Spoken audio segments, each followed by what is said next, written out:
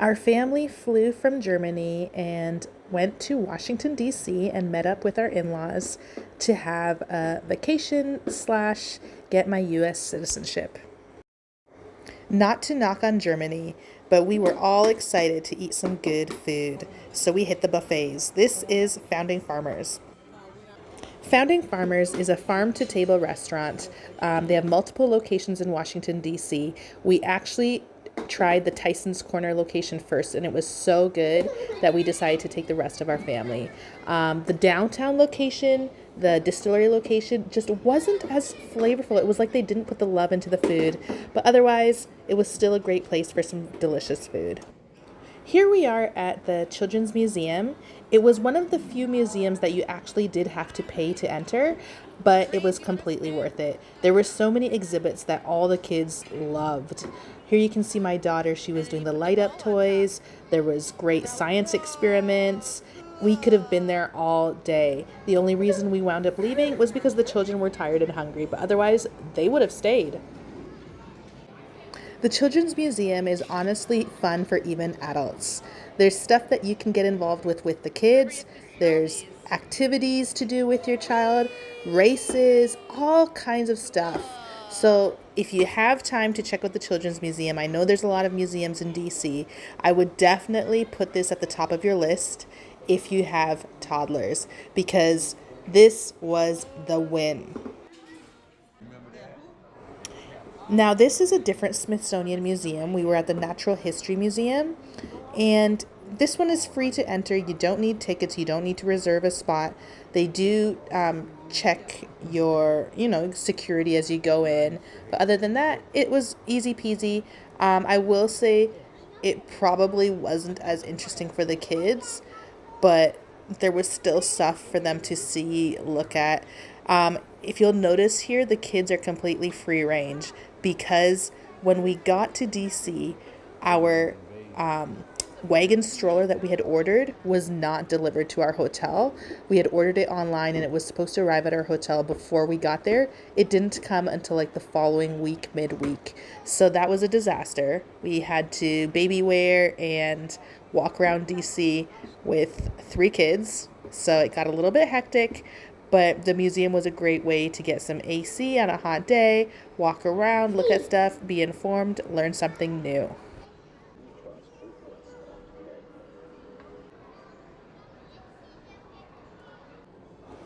So the main reason we baby wore is because we didn't have the wagon originally. So make sure that if you do come to DC, you bring your wagon, you bring your stroller, because it was so helpful when the kids were tired to just throw them in the wagon. Um, it was just a rookie mistake on our part because we were buying it online and it wasn't available in Germany. We just really wanted to get it in the States. I would say that DC is very accessible for strollers and wagons as long as you don't travel on the subway during peak times. Otherwise, it's great. All the subway stations that we experienced had elevators, so it was no problem getting in and out of the subway station, and the DC Metro is pretty easy to understand and navigate. Also, another thing to note, if you are traveling from Europe, the DC Metro is actually pretty safe as well. People were working on their laptops, using their phones. There was no issue with people stealing stuff on the Metro. So bring your stuff. Now, all the Smithsonians, this one especially, are huge. They can take hours to walk around. Best believe by the end of this, I was exhausted. I would definitely make sure you just prioritize seeing the things that you're interested in because there is so much to see. And on top of that, it's not just all on one floor, there's floor upon floor upon floor. So we actually only toured the main floor of the museum. We didn't even go upstairs. We just, this is all just one floor. We didn't have time to do the other floor. We actually had scheduled another Smithsonian tour. So after we saw this, we left and went to another museum. And so definitely prioritize the museums you're interested in. And in the museums, prioritize the things that you want to see. Now, on this portion, I'm going to talk about where to eat in DC. DC has good food. It's not the cheapest, but it's delicious. I would say avoid the food trucks outside the Smithsonian's in the National Mall area. A lot of them, if you look at them, you'll notice they don't even have price tags. People were buying 2 bottles of water and a Coke for $24. Watch it. Choose where you want to eat in advance and then just leave the National Mall area and go there because you will spend an arm and a leg on some food truck food that's not even that great. So, definitely when you're making your itinerary for your day, think about where you're going to have your lunches or your dinners because it might be hard to find something in the National Mall area.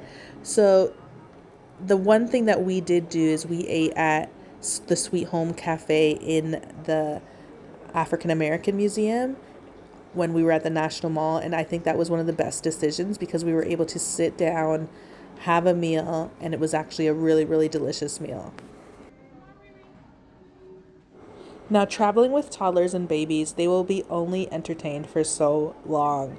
So, you definitely have to really plan on how long you're going to be at each museum, what you're going to see, just so that your kids are entertained. As you can see, all this was still at the Natural History Museum. We were there for a long time. So, at this point, the kids were getting a little more antsy.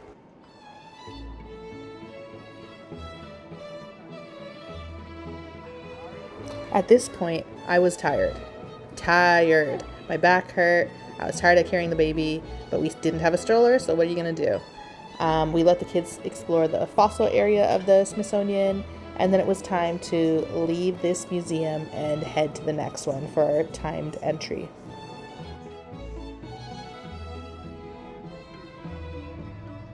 Here we are walking between the Smithsonians. It's about, I would say, a 15-20 minute walk, probably more, between the Natural History Museum and the African American Museum. It was a long walk. So, especially if it's hot, be prepared. Like, bring lots of waters. They allow sealed waters, so always bring water with you. So this is the African American Museum of History and Culture. You do need tickets to access this museum. And if you go to this museum, I highly recommend the cafe in the basement. It's called the Sweet Home Cafe. It is so good. The Sweet Home Cafe is in the basement, and it is a little pricey, but they have delicious soul food. Fried chicken, fried catfish, mac and cheese, sweet tea. They have it all. So definitely check that out if you're at the African American Museum because it's a good way to stop and have a bite to eat in between the museums.